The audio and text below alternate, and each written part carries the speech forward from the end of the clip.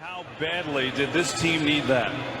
Well, you know, we just stuck with it the whole game, and you know, the energy level with this team is great, even in the 7th and 8th. You know, just we played a good game. You know, the whole just go. That was an actual pie. Yeah. Where'd the whipped cream go? What is that? Where's whipped cream? Here you go. See if that helps out. That was actual like real pie. I guess the whipped. How does it taste? It's great. Love apple pie. Now the team obviously needed it, but how about staying with it for you? You know. Popped up. Nunez makes the play. And Cano stands there with his arms crossed and says, wait, this is my side of second base. What are you making that call? Some playful banter. You go on your side. Well, Robinson thinks he's going to be camped underneath, and Eduardo Nunez takes charge. Well, they always say the shortstop has priority in the infield, and Eduardo Nunez shows it right there. What's he doing? Stay on your side.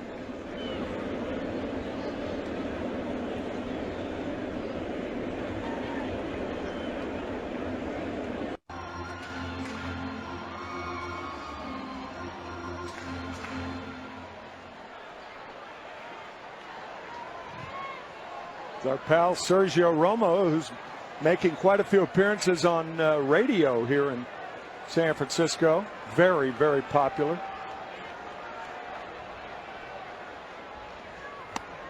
He is unique.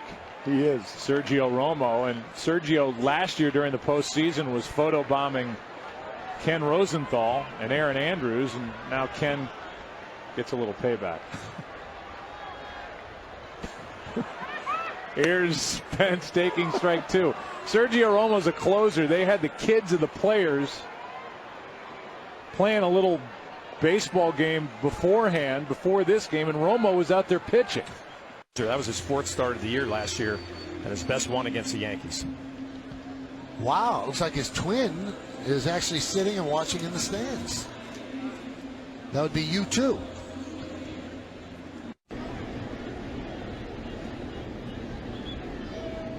Oh, 1 coming, and the throw to first instead. It gets away, and McCutcheon does a pirouette. Where was Prince going? It's like he was walking around when they threw him the ball. Where's he at? He positions himself in front of the bag. He doesn't actually position himself on the bag, but he was moving. He's like kind of. He's the first for B.J. Upton, who struck out in the 2nd inning. And he jumps on the first pitch and hammers it towards center. Parra had a little trouble. You don't see it. He doesn't have it. He doesn't see it.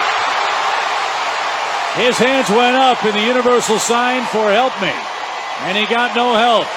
2nd and 3rd, 1 out.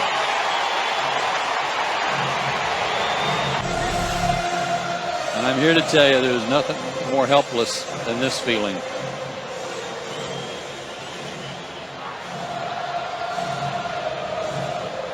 The next thing you hear is the thump. Play is impossible to trump, I think. Oh, Venable gets into this one a little bit, lifts it up to Ozuna in right. Camped underneath it, but then he can't find it. The sounds, how about that? The sounds going, that ball is gone. I'll tell you what, he gets into that ball. Ozuna camps underneath it like he's got to play. I think everybody was fooled. We looked at the umpires. They weren't quite sure, but first base umpire Wally Bell, the crew chief.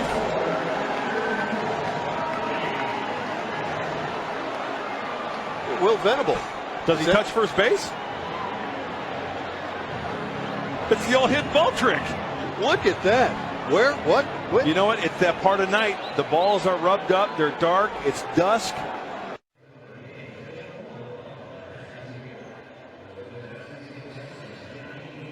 That for? Ronnie, is that for you?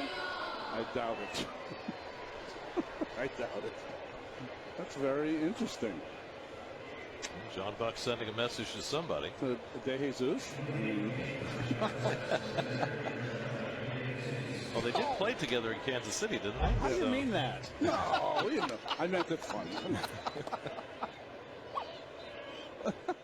turn a double play, and Segura takes off, and he is going to be picked off. And Braun able to get to second base, but Segura is out. Wait a minute. He tagged Segura. Segura left the bag. Segura's going to first. You can't swap places. No, you absolutely cannot. Well, they were both at second base, and the guy that originally had second base, all the Cubs had is they should have tagged Braun. He would have been out.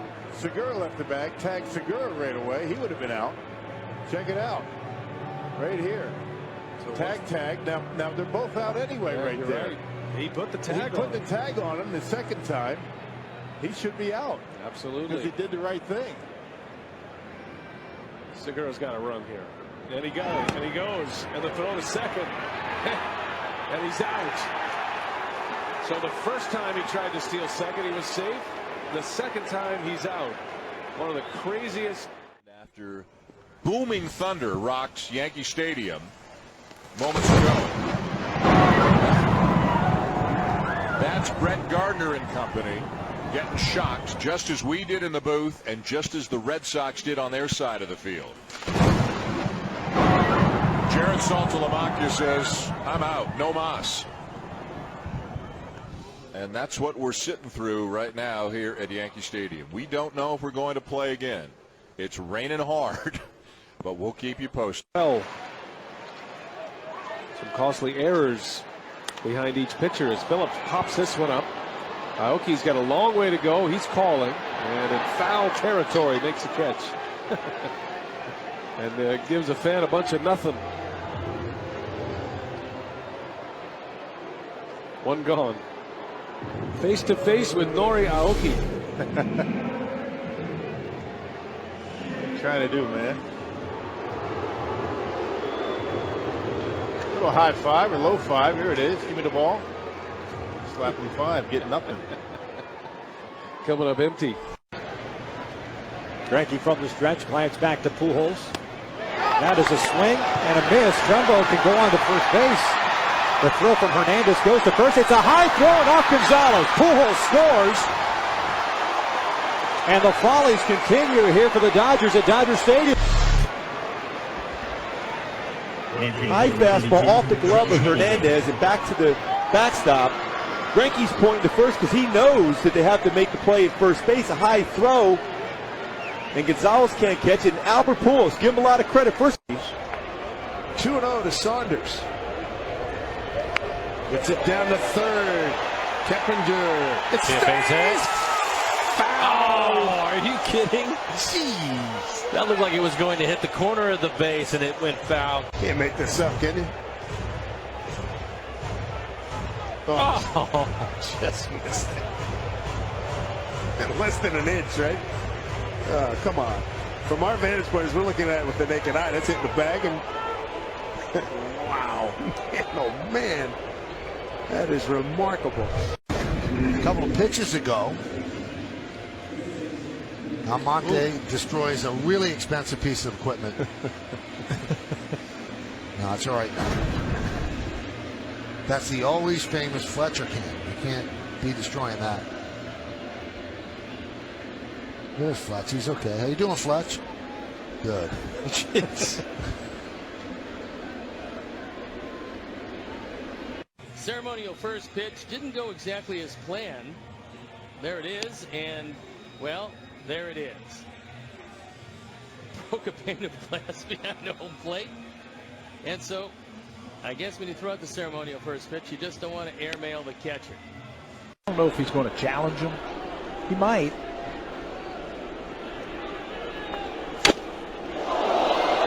Look out in the seats. That went about 8 rows deep. Now there's a mad scramble going on for the souvenir.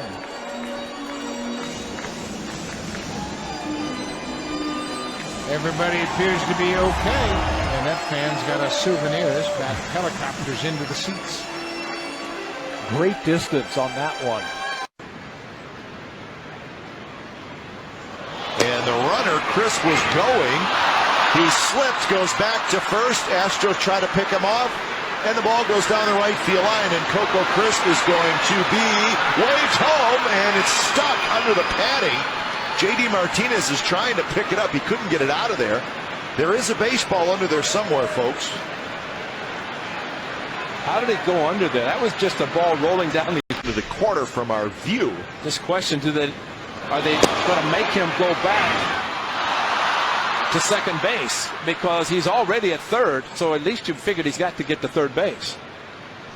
Now we may get a better idea here of just what happened down that right field line. So there's the ball, and it does disappear. So they're going to put him back at third. So it wasn't like he kicked it under there or anything. It did crawl up under the padding. That's got to be a high pad with enough for just, because by the time it got coming down where they're almost like sideburns on the side. Whoa, collision in the outfield with the Upton brothers.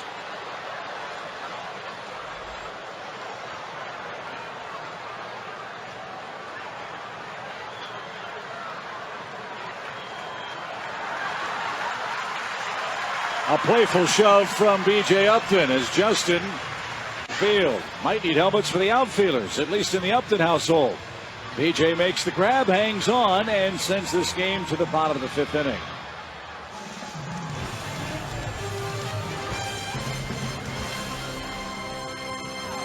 Full count now.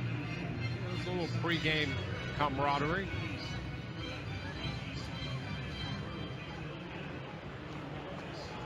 How do you even keep up with it?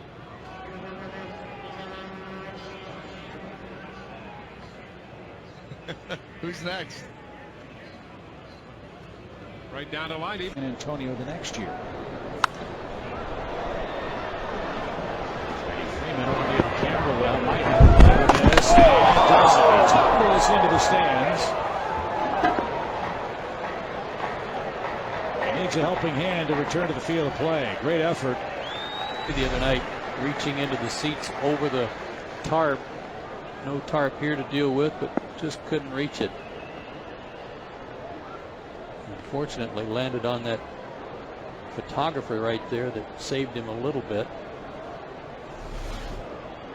But I mean, that kid's going to have a nice, well-rested life because he could sleep anywhere. Many in the crowd standing except for that little kid. The 1-2. Off the glove of Warren. And that's going to keep the game alive.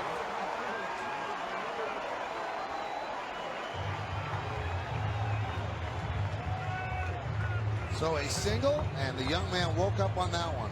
Doesn't know where he is.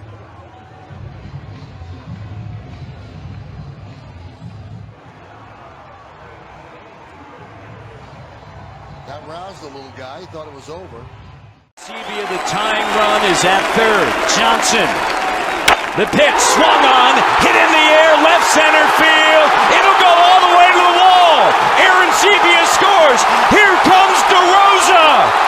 Kawasaki wins it with a base hit into the gap in left center field. The Jays are winners.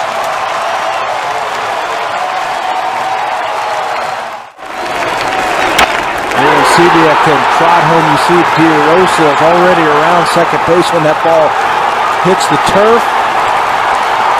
And on this homestand, the Blue Jays have their second walk-off win. Jose Bautista did it against Tampa.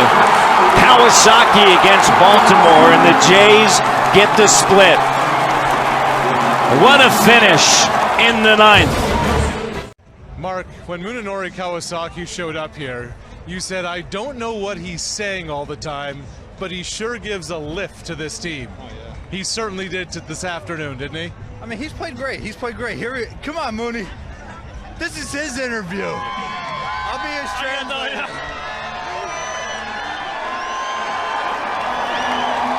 What do you have to say for yourself? Thank you very much. My name is Munenori Kawasaki. I'm from Japan. I'm Japanese.